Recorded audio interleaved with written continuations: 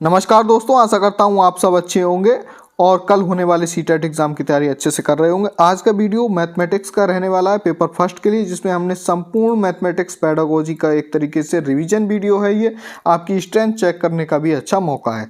इसमें हमने सीटेट 2011 से 2024 तक के टॉप 50 प्रश्नों को लिया है, जिनके कल होने वाले सीटेट एग्जाम में पूछे जाने की संभावना भी अधिक है। तो एक तरीके से ये मॉक टेस्ट है। मैथ पेडागोजी से आपको पता होगा 15 क्वेश्चन पूछे जाते हैं, तो आपके लिए बहुत इंपॉर्टेंट रहने वाला है वीडियो। तो चलिए वीडियो शुरू करते हैं। लेकिन वीडियो शुरू करने से पहले अगर आप हमारे चैनल पर नए हैं तो प्लीज़ चैनल को सब्सक्राइब जरूर करें। अभी तक आपने हमारा टेलीग्राम चैनल ज्वाइन नहीं किया तो लिंक डिस्क्रिप्शन में वहाँ से ज्वाइन कर सकते हैं। और प्रैक्टिस लगाने के लिए आप हमारी वेबसाइट abhyasclasses.in का प्रयोग कर सकते हैं। तो चलिए शुरू करते हैं बिना किसी देर के हुए। थोड़ा स्पीड से लगाएंगे जिससे कम से कम टाइम में इस टेस्ट को पूरा कर सकें। तो चलिए पहला प्रश्न है, देखिए, राष्ट्रीय पाठ्यचर्या की रूपरेखा NCF 2005 के अनुसार प्राथमिक स्तर पर गणित के शिक्षण एवं अधिगम में ऐसी गतिविधियां शामिल करनी चाहिए। ध्यान रखिए, जो NCF से संबंधित है कम से कम 2 से 3 प्रश्न आपको मैथमेटिक्स में जरूर देखने को मिलेंगे। तो इसका जो सही आंसर है वो है मूर्त विषय से अमूर्त की ओर। ठीक है, जो वस्तुएं हमारे दिखाई देती हैं हमें या जिनको हम आराम से महसूस कर सकते हैं, जो ठोस वस्तुएं हैं, वहाँ से हम यानी कि कंक्रीट से एब्स्ट्रैक्ट की ओर बढ़ें। ठीक है, तो इसका सही आंसर होगा तीसरा अधिगम। चूंकि यहाँ पर उपदेशात्मक दिया है, देखो व्याख्यान या उपदेशात्मक हायर लेवल पे होता है। जो कम दिनचर्या वाले खेलों पर आधारित हो गलत, जिनमें शिक्षक द्वारा अधिकतम हस्तक्षेप शामिल हो तो ये गलत हो जाएगा। सही आंसर होगा तीसरा।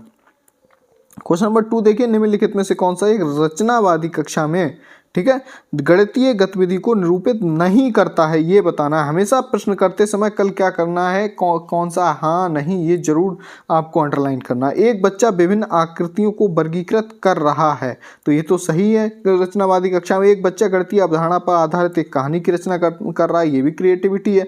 एक बच्चा एकत्रित आंकड़ों के आधार पर ग्राफ बना रहा है, बहुत अच्छी बात है। एक बच्चा श्यामपट्ट से प्रश्नों की नकल कर रहा है, नकल एक नेगेटिव कीवर्ड है मैथमेटिक्स में, तो ये आंसर गलत होगा और गलत वाला ही पूछा था, तो सही आंसर होगा चौथा। इसके बाद क्वेश्चन नंबर 3 है, निम्नलिखित में से मूल्यांकन की कौन सी विधि गणित की कक्षा में उन विद्यार्थियों की सहायता करेगी जो अभिप्रेरित या मोटिवेटेड नहीं है, तो ये सही आंसर होगा इसका क्रियाकलाप आधारित यानी एक्टिविटी आधारित कोई मूल्यांकन कराएं या एक्टिविटी कराएं कुछ भी, तो क्या होगा, वो जो मोटिवेटेड नहीं है उनके लिए भी सहायता करेगी। क्वेश्चन नंबर 4 देखिए, राष्ट्रीय पाठ्यचर्या की रूपरेखा 2005 के अनुसार प्राथमिक स्तर पर गणित का शिक्षण और अधिगम किस पर केंद्रित होना चाहिए, तो इसका जो सही आंसर है वो ये है कि प्रकरण पर आधारित कई प्रश्नों को हल करने पर, ताकि विद्यार्थी सही से सीख सके। ठीक है, तो पहाड़ों आदि का रटन देखो आ गया, इसलिए ये गलत होगा। पहला कंठस्थ या याद करना, ये भी गलत होगा। अवधारणा का परिचय देना है, बस इतना निगेटिव है। ठीक है, परिचय देने के लिए गणितीय खेलों, पहेलियों, गतिविधियों पर तो होगा, लेकिन अवधारणा का परिचय देना नहीं होता है मैथमेटिक्स में, बल्कि कैसे वो सॉल्व कर सकता है प्रश्नों को कई मेथड से, तो वो आंसर ज़्यादा सटीक माना जाएगा। क्वेश्चन नंबर 5 देखिए, प्राथमिक स्तर की NCERT की गणित की पाठ्य पुस्तकों में विविध रूप से कहानियां, कविताएं, पहेलियां और खेल शामिल हैं। इनको शामिल करने का सर्वाधिक उपयुक्त उद्देश्य क्या है, तो इसका जो सही आंसर है वो है गणित को बच्चों के दैनिक जीवन से जोड़ना। ठीक है, कोई भी साइंस हो और मैथमेटिक्स हो, तो हमारा जो NCERT है उसमें जो है उनसे रिलेटेड बहुत सारे एग्जाम्पल्स दिए होते हैं। ठीक है, तो गणित के पाठ्यक्रम को कम करना बिल्कुल गलत। बच्चों को फुर्सत ही गलत है, फुर्सत की गतिविधियां उपलब्ध कराना और हास्य प्रयास के लिए मैथमेटिक्स, तो ये भी गलत होगा। क्वेश्चन नंबर 6 देखिए, निम्नलिखित में से कौन सा नैदानिक परीक्षाओं के लिए सबसे उपयुक्त है, तो इसका जो सही आंसर होगा देखिए वो है कि बच्चे की समझ में रह गई कमियों को पहचानने में मदद करना। नैदानिक मतलब निदानात्मक परीक्षाओं के लिए, तो निदान करना है, सॉल्यूशन करना, जो उनकी कमियां रह गई हैं उनको पहचानने में मदद करना। प्रतिपुष्टि यानी फीडबैक देने में उपयोगी है, गलत। नामीकरण, समूहीकरण, वर्गीकरण, ये तो कभी होता ही नहीं है, ठीक है, गलत होगा। शस्त्र परीक्षाओं को, इन्हें भी परीक्षाओं के नाम से ही कीवर्ड गलत है, निगेटिव माना जाता है, तो ये हमेशा गलत होंगे। क्वेश्चन नंबर 7 देखिए, प्राथमिक स्तर पर गणित के आकलन युक्ति के रूप में निम्नलिखित में से सबसे कम प्रभावशाली है। ठीक है, तो सही आंसर होगा इसका शस्त्रांत परीक्षा, क्योंकि परीक्षा सबसे बेकार सिस्टम है बच्चों को जो है आकलन करने का। अवलोकन पर आधारित गतिविधियां, रचनात्मक कार्य, रूबिक्स का उपयोग, सब कुछ ठीक है। क्वेश्चन नंबर 8 देखिए कि निम्नलिखित में से कौन सा प्राथमिक गणित पाठ्यचर्या का भाग नहीं है। तो प्राथमिक गणित में क्या नहीं है, देखिए प्रायिकता प्रोबेबिलिटी। ठीक है, ये इसका भाग नहीं है। ठीक है, प्रोबेबिलिटी इसका भाग नहीं है, ध्यान रखिए। बाकी प्रतिमान, आंकड़ों का प्रबंधन, अनुमान लगाना, सब कुछ शामिल है। क्वेश्चन नंबर 9 देखिए, निम्नलिखित में से कौन सा स्कूली शिक्षा का स्तर नहीं है जो कि राष्ट्रीय शिक्षा नीति यानी कि एनईपी 2020 में प्रस्तावित है। ध्यान रखिए, प्राथमिक स्तर शामिल नहीं है, बुनियादी स्तर फाउंडेशनल स्टेज भी है देखिए। ठीक है, और उसके बाद प्रारंभिक स्तर यानी प्रिपरेटरी स्टेज भी है और मिडिल स्टेज भी है। ठीक है, और उसके बाद सेकेंडरी स्टेज है। तो ध्यान रखिए कौन सा नहीं होगा, जो प्राथमिक स्तर है। क्वेश्चन नंबर 10 देखिए, निम्नलिखित में से कौन सा गणित की प्रकृति के संबंध में सबसे कम उपयुक्त है। ठीक है, गणितीय अवधारणाओं की प्रकृति पदानुक्रमित होती है। गणित को प्रतिरूपों के अध्ययन की तरह भी समझा जा सकता है। गणित की प्रकृति समावेशी होती है क्योंकि इसमें सदैव सामाजिक व्यक्तिनिष्ठा और व्यक्तिपरकता शामिल होती है। तार्किक विवेचन गणित में एक महत्वपूर्ण भूमिका निभाता है। तो जो सदैव आ गया, ठीक है, यहीं पर ये गलत है। ठीक है, क्योंकि हमेशा सामाजिक व्यक्तिनिष्ठा या व्यक्तिपरकता सम्मिलित नहीं होती है। तो तीसरा आंसर सही होगा। लॉजिकल विवेचन बहुत इंपॉर्टेंट है। सबसे कम उपयुक्त क्या होगा, तीसरा। क्वेश्चन नंबर 11 देखिए, प्राथमिक कक्षा में भिन्नों का परिचय देते हुए एक प्रभावी शिक्षण योजना वह होगी जो कि आरंभ हो। किससे आरंभ हो, तो सही आंसर होगा विभिन्न भिन्नों का चित्रों द्वारा निरूपण। ठीक है, जैसे हम दिखाएं आधा सेब, पूरा सेब, ठीक है, एक चौथाई हिस्सा रोटी का, चॉकलेट का, इस तरीके से एक भिन्न की परिभाषा। तो ये गलत होगा। पूर्णांकों का पुनः स्मरण, श्यामपट्ट पर विभिन्न भिन्नों का संख्यात्मक रूप से निरूपण। सबसे ज़्यादा जो प्रभावी होगा वह होगा चित्रों द्वारा निरूपण। 12 नंबर क्वेश्चन है कि निम्नलिखित में से किस अवधारणा के लिए 10 ग्राम का उपयोग शिक्षण अधिगम सामग्री TLM के रूप में सबसे कम प्रभावी है। ध्यान रखना, सबसे कम प्रभावी है। तो सही आंसर होगा संख्या बोध के लिए। हमेशा ध्यान रखिए, संख्या बोध एक नॉर्मल चीज मानी जाती है। ठीक है, सबसे ज़्यादा जरूरी माना जाता है कॉन्सेप्ट बिल्डिंग या लॉजिकल रीजनिंग मैथमेटिक्स के लिए। तो दिक्स्थान संबंधी, दृष्टिकरण, आकृतियां और दिक्स्थान, तो सबसे कम प्रभावी होगा संख्या के ज्ञान के लिए, संख्या के बोध के लिए। 30 नंबर क्वेश्चन देखिए कि विद्यार्थियों में गणित की चिंता को बढ़ाने के लिए निम्नलिखित में से किसकी संभावना सबसे कम है। सबसे कम किसकी संभावना है, तो इसका सही आंसर है रचनात्मक आकलन। ठीक है, बाकी चिंता बढ़ाने के लिए, क्योंकि चिंता को बढ़ाने के लिए बात कर रहा है, क्योंकि रचनात्मक आकलन तो बहुत महत्वपूर्ण है। ठीक है, तो ये चिंता बढ़ाने के लिए सबसे कम संभावना है। वार्षिक परीक्षा बहुत संभावना है चिंता बढ़ाने के लिए। गणित में प्रतीकात्मक भाषा का प्रभुत्व भी बहुत चिंता है, गणित की संचयी प्रवृत्ति भी। क्वेश्चन नंबर 14 देखिए, राष्ट्रीय पाठ्यचर्या रूपरेखा 2005 के अनुसार गणितीय संप्रेषण को बढ़ाने या उन्नयन करने का क्या अर्थ है। तो इसका जो सही आंसर है वो है गणितीय चिंतन को सुव्यवस्थित, संगठित तथा अभिव्यक्त करना। ठीक है, गणितीय संप्रेषण को बढ़ाने का मतलब गणित में बात करना नहीं है, क्योंकि गणित कोई भाषा नहीं है, बल्कि गणितीय चिंतन यानी कि मैथमेटिकल थिंकिंग को सुव्यवस्थित, संगठित तथा अभिव्यक्त करना। वाद विवाद में प्रोत्साहित करना लैंग्वेज थोड़ना है, ये बच्चों को तत्परता के साथ उत्तर देने के योग्य बनाना, फिर वही वाद विवाद थोड़ना है, कविता कहानी नाटक थोड़े ना है, मैं लैंग्वेज नहीं है, बल्कि जो मैथमेटिकल जो एनालिटिक्स है या थिंकिंग है उसको सुव्यवस्थित, संगठित और अभिव्यक्त करना। 15 नंबर क्वेश्चन है, आधारभूत अवधारणाओं जैसे कि विभाजन, इकाइयों का बोध, संरक्षण, टाइलों का पैटर्न इत्यादि गणित की किन अवधारणाओं के अधिगम का आधार है। तो ये होता है 2D आकृतियां। ठीक है, आपको पता होगा 2D आकृति में आते हैं ये सब। ठीक है, तो जो लंबाई का मापन, आयतन मापन, आंकड़ों का प्रबंधन नहीं, द्विविमीय आकृतियों के क्षेत्रफल के मापन में। 16 नंबर क्वेश्चन देखिए, राष्ट्रीय पाठ्यचर्या 2005 के अनुसार निम्नलिखित में से कौन सा गणित अध्यापन के लक्ष्य के रूप में सबसे कम उपयुक्त है। ध्यान रखना, बार बार कम वाला पूछ रहा है। ठीक है, तो इसका पहला होगा ऑप्शन तीव्रता से गणना करने के लिए युक्तियां और तकनीक। गणना करना प्राइमरी लेवल का काम है मैथमेटिक्स, ठीक है। बल्कि मैं बार बार बता रहा हूँ, एनालिटिकल थिंकिंग को बढ़ाना या मैथमेटिकल अप्रोच या थिंकिंग को डेवलप करना सबसे ज़्यादा जरूरी है। संख्या का बोध और गणना करना बहुत प्राइमरी लेवल की चीज़ें। तो समस्या समाधान को कौशल को विकसित करना बहुत इंपॉर्टेंट है। आलोचनात्मक चिंतन तरीका के कौशलों को विकसित करना, प्रभावी गणितीय संप्रेषण के कौशलों को विकसित करना इंपॉर्टेंट है। सबसे कम इंपॉर्टेंट है गणना करना या संख्या का बोध, जहां भी दिखे वही आंसर सही होगा। 17 क्वेश्चन देखिए, निपुण भारत मिशन के लक्ष्य के अनुसार बुनियादी संख्या ज्ञान का मुख्य लक्ष्य क्या है? तो इसका सही आंसर है गणितीय चिंतन का विकास, ना कि संख्याओं का पढ़ना लिखना, आलेखन, दैनिक जीवन में मापन करना या संख्या बोध, गणना करना। ये निपुण भारत मिशन का लक्ष्य नहीं है, ठीक है। क्या है? वही मैथमेटिकल चिंतन का विकास। क्वेश्चन नंबर 18 देखिए, हरजोत को लगता है कि वर्ग एक समचतुर्भुज है और एक आयत दोनों ही है। ये वैन हेले के ज्यामितीय चिंतन के किस स्तर पर है? ठीक है, तो इसका जो सही आंसर है वो है तीसरा, संबंधता के स्तर पर। दृश्यीकरण, विश्लेषण और स्तर 1-2 देखिए, हमारा टेलीग्राम चैनल ज्वाइन कर लीजिए। हम इसमें वैन हेले से संबंधित हमने एक पूरा वो डाल रखा है, ठीक है, संभवतः, तो वहाँ से आपका प्रश्न सही हो जाएगा। तो ये होगा संबंधता। क्वेश्चन नंबर 19 देखिए कि गणितीय समस्याएं जो कि खुले सिरे वाली होती हैं विकसित होती हैं, तो खुले सिरे वाली कहलाती हैं एक अपसारी चिंतन, एक सृजनात्मक चिंतन, ठीक है। कौन कौन सी होगी? एक अपसारी यानी कि डाइवर्जेंट और क्रिएटिव चिंतन, ठीक है। तो ये होगा प्रक्रियात्मक प्रभाव, अपसारी चिंतन, ये जो है खुले सिरे वाली नहीं होती हैं, ठीक है। तो इसका सही आंसर होगा, यानी बी और सी सही है, तो बी और सी वाला पहला ऑप्शन सही होगा। क्वेश्चन नंबर 20 देखिए, गणितीय चिंतन का विकास किसके जरिए किया जा सकता है? तो इसका सही आंसर है बच्चों के साथ गणितीय खेल खेलने से या गतिविधि करने, सूत्र से, फार्मूला से प्रश्न को हल करने से गणितीय चिंतन का विकास नहीं होता है। ना गणना करने से, ना संख्या बोध से, ना पहाड़े लिखना, ना चित्र बनाना, ठीक है। सही आंसर क्या होगा? वही बात आती है बच्चों के साथ गणितीय खेल खेलने से। क्वेश्चन नंबर 21 देखिए, एक असर्शन रीजन है कि कई विद्यार्थी गणित में भय और असफलता के बोध का अनुभव करते हैं, ठीक है।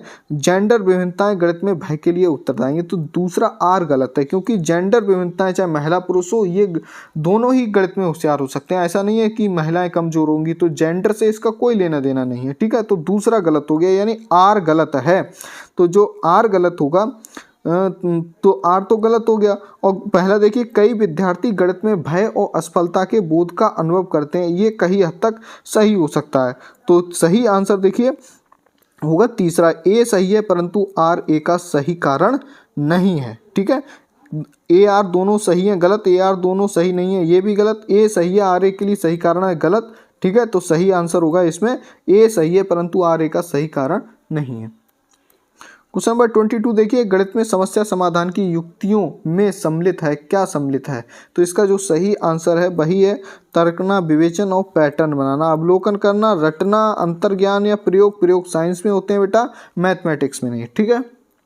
क्वेश्चन नंबर 23 देखिए, एक बच्चा अपने आसपास से विभिन्न आकृतियों के उदाहरण देता है, जैसे समोसा एक त्रिभुज है। वह बच्चा वैन हेले सिद्धांत के अनुसार ज्यामितीय चिंतन के किस स्तर पर है? जब वो एग्जाम्पल देने लगता है तो ध्यान रखिए किसी चीज़ का, तो वो पहुंच जाता है दृष्टिकरण पे, यानी कि देख के उसकी आकृतियों को पहचानना, विश्लेषण, स्वयंसिद्ध निगमन नहीं। तो क्वेश्चन नंबर 24 देखिए कि एक बच्चा गणित की कक्षा में कहता है कि 5 बिंदु, 5 लड़कियां, 5 कांच संख्या सभी 5 को निरूपित करते हैं। बच्चा संख्या के किस पहलू की ओर संकेत कर रहा है? तो वह गणना करना सीख गया है। क्रम सूचकता या नामिक मान या स्थानीय मान को नहीं जान रहा है, बल्कि वो गणना करना सीख रहा है। ये 5 चीजें हैं, ये 4 चीजें हैं, ये 10 चीजें हैं, ठीक है। क्वेश्चन नंबर 25 देखिए, गुरुदेव प्राथमिक गणित कक्षाओं में उपयोग हेतु गणित का एक किट विकसित करना चाहता है। उसे क्या मतलब, एक टीचर है वो गणित का, वो प्राइमरी लेवल पे क्या क्या शामिल करना चाहिए अगर वो TLM प्राइमरी लेवल के लिए मैथमेटिक्स का बनाना चाहता है? तो क्या होना चाहिए? सही आंसर होगा दैनिक जीवन में प्रयुक्त सामग्री, उच्च परिष्कृत साधन, केवल ICT या अमूर्त यानी कि एब्स्ट्रैक्ट ठोस मॉडल, गलत आंसर होगा। क्वेश्चन नंबर 26 देखिए, निम्नलिखित में से कौन सी गणित के खुले सिरे वाले प्रश्नों की विशेषता नहीं है? तो कौन सी विशेषता नहीं है? ये केवल माध्यमिक कक्षाओं के लिए उपयोगी है। केवल आ गया ना, बस यही नेगेटिव वर्ड है, ठीक है। तो केवल माध्यमिक शिक्षाओं के लिए उपयोगी, गलत। ये प्रयास और त्रुटि बिल्कुल सही है। एक से अधिक उत्तर, समस्या समाधान कौशल को विकसित करना। 27 देखिए, प्राथमिक स्तर पर गणित शिक्षण के लिए निम्नलिखित में से कौन सी शिक्षण अधिगम सामग्री उपयुक्त तो नहीं है प्राथमिक स्तर पर? तो इसका सही आंसर है कोण मापी, यानी कि जो प्रकार कहते हैं, ठीक है, वो ज़्यादा महत्वपूर्ण नहीं है। Tangram, dice block, tiling important है। इसके बाद 28 क्वेश्चन देखिए, राष्ट्रीय पाठ्यचर्या रूपरेखा एनसीएफ 2005 के अनुसार निम्नलिखित में से बच्चों में गणित के प्रति सबसे अधिक सामान्य भ्रांति क्या है? सबसे वो क्या है कि गणित बहुत मुश्किल है अतः एक भयावह या कठिन विषय, ये सबसे बड़ी भ्रांति है, ठीक है। इसके बाद देखिए 29, निम्नलिखित में से किस पर प्राथमिक स्तर की गणित पाठ्यचर्या में सबसे अधिक बल दिया जाता है? मैथमेटिक्स में सबसे ज़्यादा किस पर बल दिया जाता है? तो वह जिज्ञासा यानी क्यूरियोसिटी के पोषण पर। यह होता है एनालिटिक्स के, ठीक है, मैथमेटिकल रीजनिंग होगा, मैथमेटिकल एनालिटिक्स जो भी आएगा, विश्लेषण समावेशन करने की क्षमता, लॉजिकल थिंकिंग, मैथमेटिकल थिंकिंग, इस तरीके पर विशेष जोर दिया जाता है। 30 नंबर क्वेश्चन है, एक व्यक्ति गणित का उत्तम शिक्षक बनना चाहता है, एक उत्तम गणित शिक्षक बनने के लिए उसमें क्या होना चाहिए? तो 30 नंबर का सही आंसर होगा तीसरा, अवधारणात्मक ज्ञान एवं गणितीय विषय वस्तु को वास्तविक जीवन से जोड़ने की क्षमता। जो मैथ पढ़ा रहा है वो वास्तविक जीवन में कहाँ अप्लाई हो रहा है, उसका एप्लीकेशन लेवल क्या है, उसे बहुत ज़्यादा जरूरी। सिर्फ संख्या पत्ती बीजगणित ज्यामिति का अच्छा ज्ञान नहीं, सिर्फ रटना नहीं है, बल्कि उसको एप्लीकेशन लेवल तक जाना है। समस्याओं को हल करने की क्षमता नहीं है कि सिर्फ प्रश्न को हल कर लिया, केवल गणित के तत्वों और सूत्रों को याद कर लिया तो इससे कुछ काम नहीं होने वाला। 31 देखिए, निम्नलिखित में से कौन सा घटक विद्यार्थियों में गणित के भय को बढ़ाने में योगदान नहीं करता? गणित के भय को कौन सा नहीं बढ़ाता है? तो वह आंसर होगा जेंडर संबंधी क्षमताएं। मैंने कहा कोई भी जेंडर हो, महिला हो या पुरुष हो, दोनों मैथमेटिक्स को अच्छी तरीके से सीख सकते हैं। परीक्षा प्रणाली से तो बच्चा डरता है, गणित का अमूर्त रूप से भी डरेगा और मानक क्रियाओं पर स्टैंडर्डाइजेशन पे भी अगर ज़्यादा बल देंगे तब भी डरेगा, ठीक है। दैनिक जीवन से जोड़ के कार्य करना है। तो जेंडर संबंधी क्षमताएं कभी भी मैथमेटिक्स को प्रभावित नहीं करती। 32 देखिए, निर्देश के दौरान अधिगम की प्रकृति को आंकने के लिए गणित शिक्षक द्वारा निम्नलिखित में से किस आकलन विधि का उपयोग किया जाता है? ठीक है, अधिगम के दौरान। तो इसका जो सही आंसर होगा वो होगा रचनात्मक आकलन, फॉर्मेटिव असेसमेंट, ठीक है। तो फॉर्मेटिव असेसमेंट बेटा क्या होता है, मैंने पहले ही बता चुका हूँ। सीसीई एक तरीके से होता है, ध्यान रखिए कॉन्सेप्ट कि सतत एवं व्यापक मूल्यांकन, यानी पढ़ाई के दौरान ही जो पढ़ रहा है बच्चा, जैसे टेबल सुना रहा है वो भूल गया तो तुरंत वहीं पे उसे करेक्ट कर देना, ठीक है। कोई परीक्षा नहीं, कुछ नहीं, बल्कि जहाँ उसे दिक्कत हो रही है वहाँ उसकी हेल्प करना, सुधार करना। 33 देखिए, प्राथमिक स्तर पर गणित पाठ्यचर्या को बल देना चाहिए, किस पर बल देना चाहिए? सही आंसर है मूर्त स्तर पर अमूर्त गणितीय अवधारणाओं का अनुभव करने पर, यानी कि वह मूर्त से अमूर्त की ओर बढ़े एक तरीके से, ठीक है। तकनीकी मैथमेटिक्स की भाषा प्राथमिक स्तर पर गलत, विशिष्ट गणितीय चिन्हों को प्रयोग करना केवल गणितीय संक्रियाओं को तब भी गलत होगा।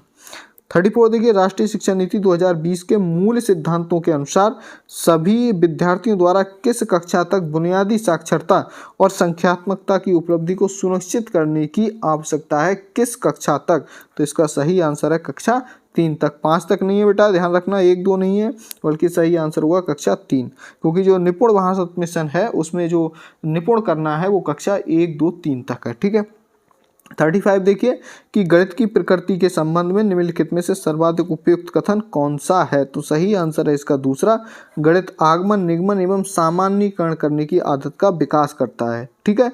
गणित परिकलन निहित है, गलत, हाँ केवल आ गया ना इसलिए गलत है बेटा। गणित अपसारी चिंतन की अपेक्षा अभिसारी चिंतन का विकास नहीं करता है, बल्कि अपसारी चिंतन। अमूर्त विचार और अवधारणाएं निहित मूर्त विचार नहीं, मूर्त विचार नहीं बेटा, मानते हैं कि एक्स क्या है, तो एब्स्ट्रैक्ट विचार ज़्यादा शामिल है। क्वेश्चन नंबर 36 देखिए, एक दी गई समयावधि में एकत्रित किए गए बच्चों के कार्य के नमूने और वर्कशीट का सुव्यवस्थित संग्रहण क्या कहलाता है? इसका सही आंसर होगा 36 का दूसरा, पोर्टफोलियो कहलाता है। रूबिक्स ज्ञान सूची अवलोकन सूची गलत है। 37 देखिए, राष्ट्रीय पाठ्यचर्या रूपरेखा 2005 के अनुसार स्कूली गणित का मूल उद्देश्य क्या है? फिर वही प्रश्न है एक तरीके से, इसका समस्या समाधान के लिए गणितीय विवेचन, वही गणितीय विवेचन एनालिटिकल जो भी होगा, मैथमेटिक्स एनालिटिक करना, और संख्या पत्ती मात्राओं का मापन का मतलब शिक्षण, गणितीय सूत्रों द्वारा समस्याओं का हल, ये ज़्यादा उद्देश्य नहीं है। 38 देखिए, राष्ट्रीय शिक्षा नीति 2020 अनुशंसा करती है कि गणित एवं परिकलन चिंतन पर विद्यालयों में सर्वाधिक बल दिया जाएगा। से किससे प्रारंभ करके, ठीक है, किससे, तो ये पहला आंसर ही सही होगा, बुनियादी स्तर से, ठीक है, प्राथमिक मिडिल स्तर नहीं बल्कि फाउंडेशनल स्टेज से।